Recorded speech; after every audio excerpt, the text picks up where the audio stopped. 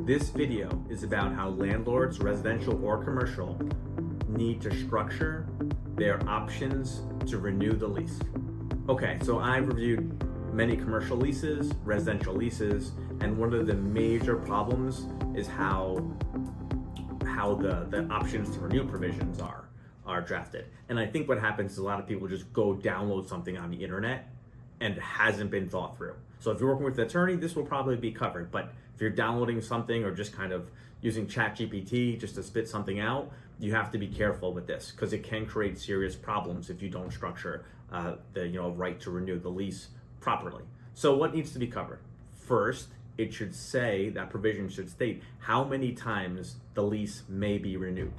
If you just had a vague language about renewing, in theory, they could keep renewing over and over, and there'll be no indefinite end to how long they can do it. So you say one renewal period or only two renewals, however many you want to do. So first, you have to limit that number of renewals. Second, there needs to be a means by how they're going to notify you. So typically, this will be in writing to you. So obviously in writing, verbal doesn't count, so specify that. 3, there has to be a time frame for when they notify you they want to renew, right? If you don't put a time frame, and I've literally seen this so many times where they don't put a time frame, the people can literally renew their lease up until the day before. You could even argue that if it doesn't have an expiration date, they can renew it after.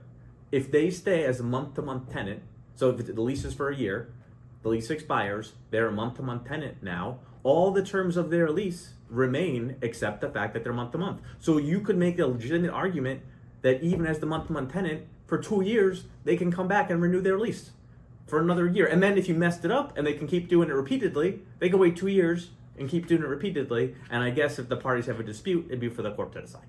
Okay, so you want to make sure to have a time period which they must do it to exercise that option to renew. Otherwise, they've waived it. Lastly, you have to think about and think through how the rent is going to be determined in the renewal periods. So a few options are you could just agree to what the rent is. So that seems like a good method. A lot of people will use that for simple options to renew.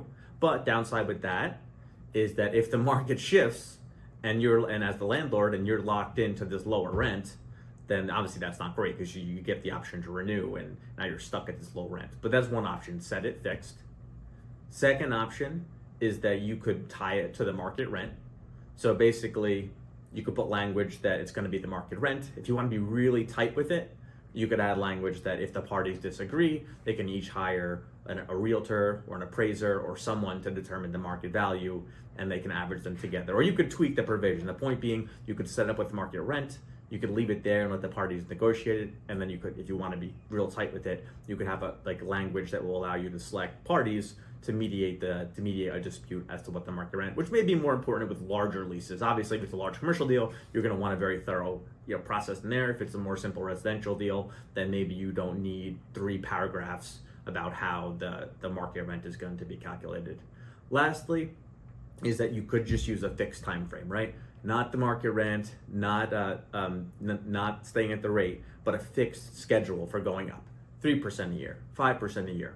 That whatever that rent is in each option period, keep going up a fixed rate or a fixed amount.